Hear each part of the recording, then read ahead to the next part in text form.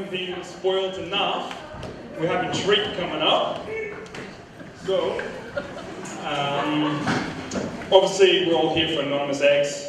It's a reason why we've all come together to support their cause. Anonymous X was founded by a guy named Sean Thornton in December of 2013. They are an organisation aimed to support the homeless in Melbourne with comfort, food, clothing, shelter, warmth, and possibly most important, understanding and companionship. He has a remarkable and inspiring story.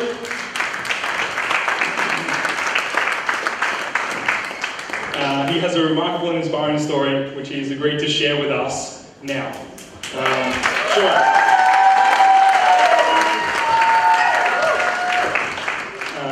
Alright, let me grab a couple of chairs. So, thank you. Yeah, perfect. Let's grab one more. Cool. So Sean's obviously, actually, surprisingly, for a founder of an organisation, a little bit of a shy guy. When I first received the hosting gig, I asked why Sean wasn't doing it, and maybe public speaking isn't his favourite thing in the world. So I don't even know if he thought he was going to be speaking tonight, but he wants to share some of what he's doing with all of us. And it can be interactive, so we'll speak, but it's definitely not a monologue. If you have any questions or thoughts, then we can just chat about it together. So yeah, hey, Sean.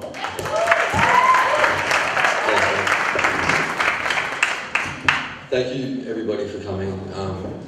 It's really hard to explain what it means to see so many people that I've never met before here for, I guess, a common reason, and that's just, I guess, working towards a better world and getting together and uniting as one, and whether it's through dance, whether it's different agencies working together in the sector that I'm involved in.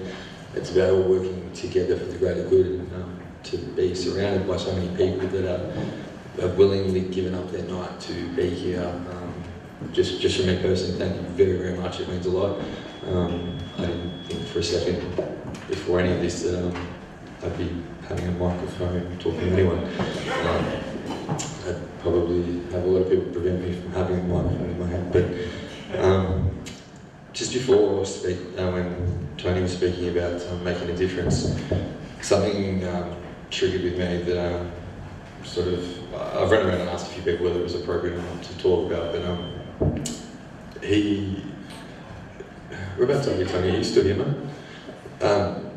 Mate, amazing. Everything he said was just, it resonated a lot with me, and just want to appreciate that it was amazing.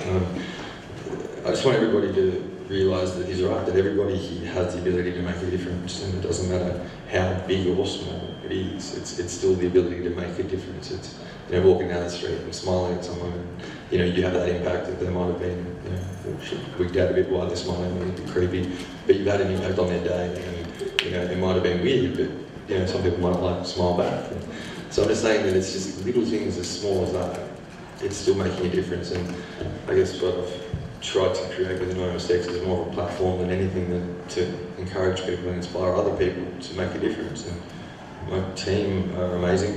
Everyone that supports us is amazing. And I like to think that when people come and volunteer with us, there's no status quo. It's all just every day we're trying new things and developing new things, because ultimately we want to help people. It's homeless people for now, but my end goal is a lot bigger than just helping people off the streets. It's helping anybody that's suffering in any way, shape or form. And the reason why I want to share something with you is mainly because you triggered something in me, but it's very personal. And I hope I don't bore you with it, but I wrote a poem before I started Anonymous X, before I started anything, and to sort of paint you a picture, I was temporarily homeless, if you like. I was living at home and I was on the floor with just my dog, and I had a bit of a breakdown, and for me that was my rock bottom, and all I remember was just writing a bunch of words on my phone, and my phone was just covered in my own tears, just having a real good sook. But in actual fact, it was actually the best thing that's ever happened to me, because it made me realise once I got back home and I read it to my mum that these are all the things that I've just been holding in for so long. And I hope no one minds if I share with you. I haven't shared this before publicly, or to really, on one hand I could count to who I've actually read this to. So If nobody minds, if anyone minds, I'm more than happy to go for an intermission.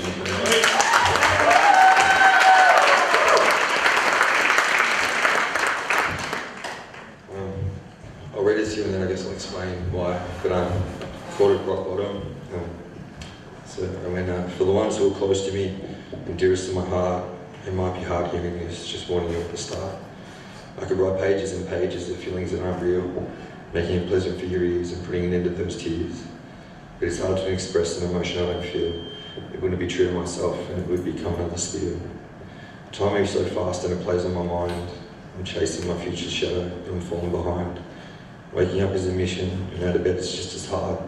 All my decisions from the get-go just get me wishing I could let go. I wish I had a passion, and I wish I had a dream. I wish life gave me reasons, but for me it's not that easy. I searched high and low, asking myself life's questions. The answers are all still pending, yet none seem fitting of an adequate ending.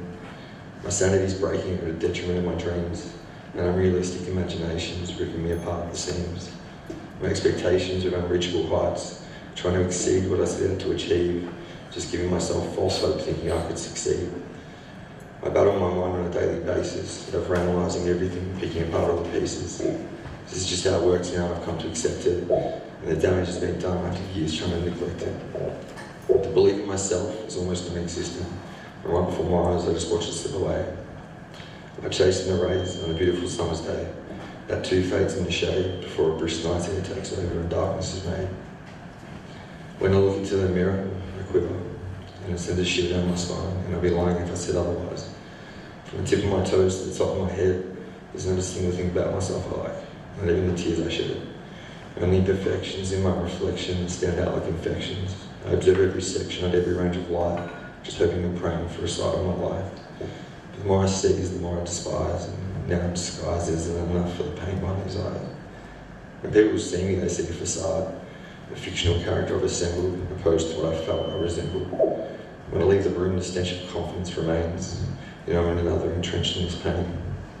I've allowed the doubt to grow, knowing I wasn't the answer, and now it spoke like a vicious cancer. Between my conscious minds, telling me different things, it's a battle to the death where nobody wins. Insecurity is a burden, and I'm immersed in this curse of feeling the unknown and ending up alone. I just wish the emptiness, the heartache, and the sadness would go away. I wake up and pray for this each and every day. But I don't want to die having any regrets, and I don't want to be a memory you'd easily forget. I know I have a purpose, and there's a reason why I'm here, and it's moments like these that make it all so clear. Second by second, and minute by minute, the powers within will surely beckon. Hour by hour and day by day, life's cruel lessons will start to repay. Week by week and month by month, the elation will become one big celebration. And year by year, and the decades that pass, this pain too shall surpass. And that's what I wrote.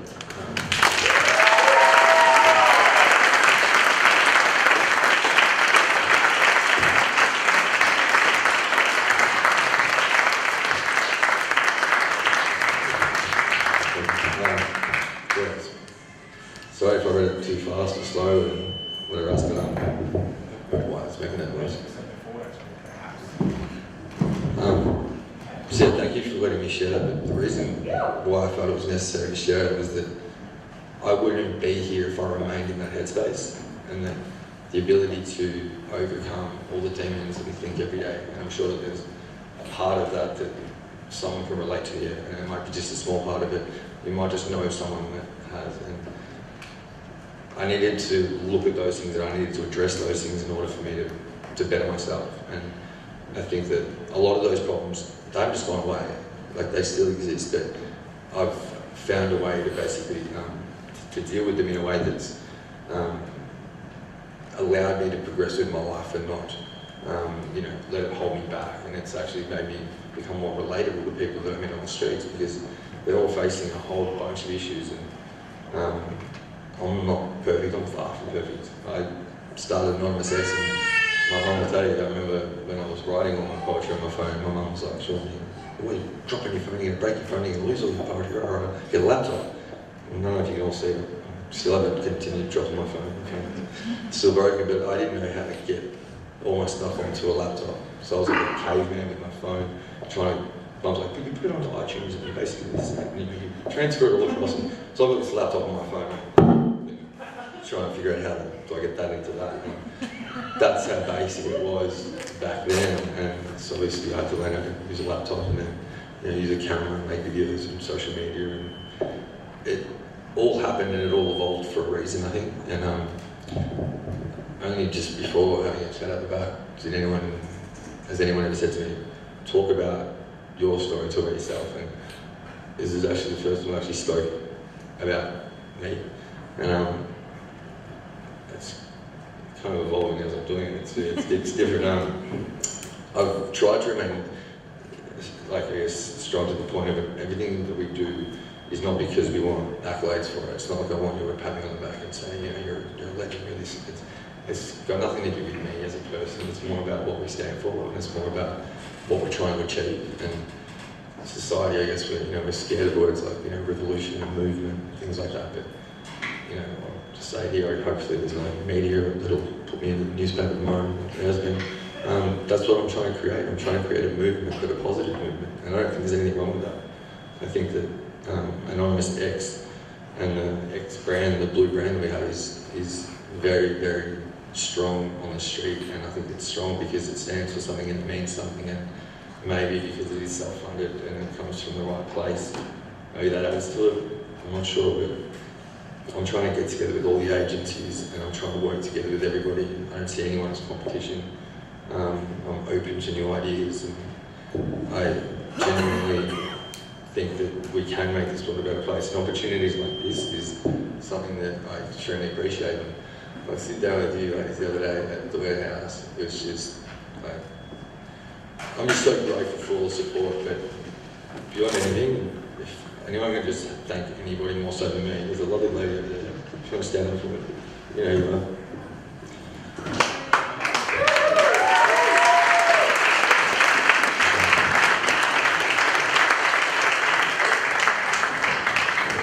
So, everyone, this is my mum. Come over and see my mum.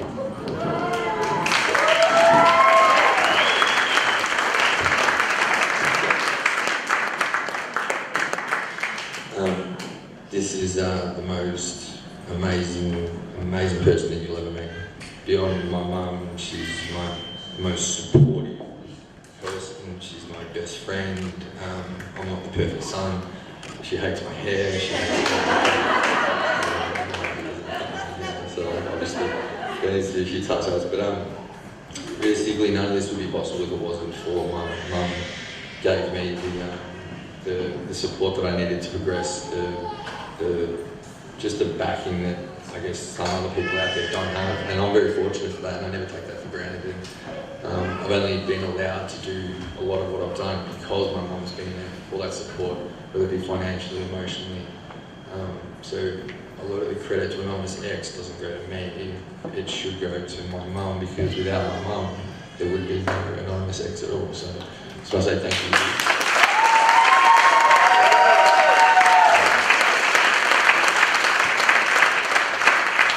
Also, I just want to say thank you to all the amazing team that I have all over the back. They're the most supportive, amazing people.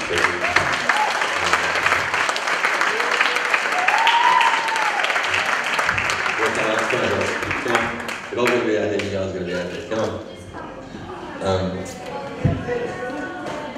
So this is some of our team, and the most amazing thing to me is everyone here, including myself, every minute, every second of anything that we ever do is all voluntary. There's never been a person, including myself, that's been paid for anything that we've done. And none of it would be possible without all the hours and the minutes that go into what we do. I mean, we just moved into Port Melbourne, and basically we had a team of 36 people, and I was forced in a position where we had to let go of 25 people because we needed to make the decision that we need to move forward, and we need to know who's in it for real, who's not in it for the glory of going out and handing out stuff and getting that feeling, who's in it and who's willing to go through all the clothes and sort through it all and pack the boxes and set up the warehouse and do all the grunt work that's needed, because we can hand things out to people that are homeless, but it's so much more than that. it's the work that goes on behind the scenes. It's when you're out there with the people, they're not just people, they're my friends. I know most of them by name. I mean, I've spent so much time with them that I don't even like calling them homeless people, because they're like you and I. They just haven't been given the opportunity, or that, you know, it's hard because there's so many reasons why they're homeless, but the public's perception of people is, you know, drugs, alcohol, and things like that. And I could say the exact same thing to people that aren't homeless. I mean, I know that many people that are friends or otherwise that are drug and alcohol affected, mental health issues. But for one reason or another, by their fault or their own, or another's, the public look down on them and judge them, and it's all perception based. We have no idea what's going on in their life. And for me, that was like, well, how can I judge anyone here? I can look at anyone in the audience and go, okay, I'll make an assessment or a judgment, but really, I have no idea. It's all based on what you're wearing, what you look like, and how your posture is, and, you know, you had a shower. Like, really, I took a guy, Caleb, out who was completely homeless and hadn't had a shower.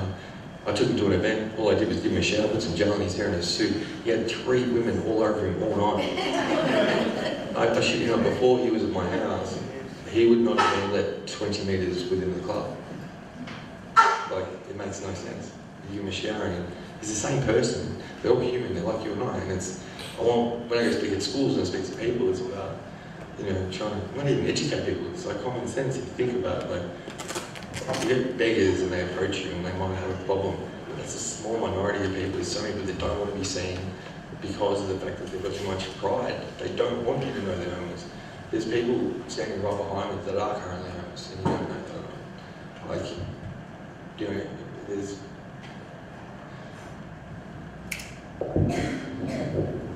Basically, just, I'm probably just yapping now, but all I want to say is that I've invested every minute of every hour of every day for the last 4 years into Anonymous X, self-funded everything from every cardboard box to sticker to shelf to petrol to apparel to everything, and I did it purposely, and as crazy as it sounds, I didn't want to come out with a GoFundMe or a Kickstarter and be like, hey guys, I've got a great idea.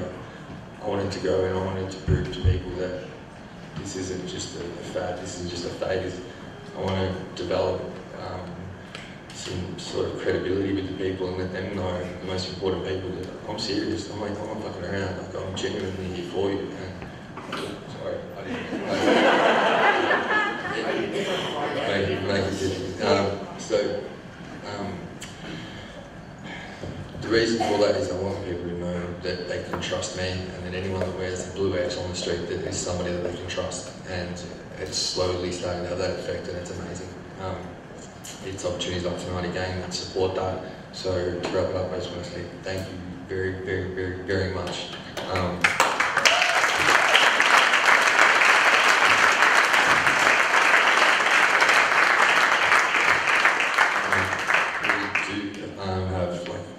Of different sites that you could visit to support us. You can visit our Facebook page, which is just Anonymous X, our website, things like that. Just to have a look at some photos and videos of stuff that we've done in the past. Whether you want to donate, whether that's financially or through clothes, or you just want to support what we're doing, be an advocate, you know, and not even us, just create awareness for people, and just help people make a difference. And yeah, thank you to all you people, you guys. I love you to death.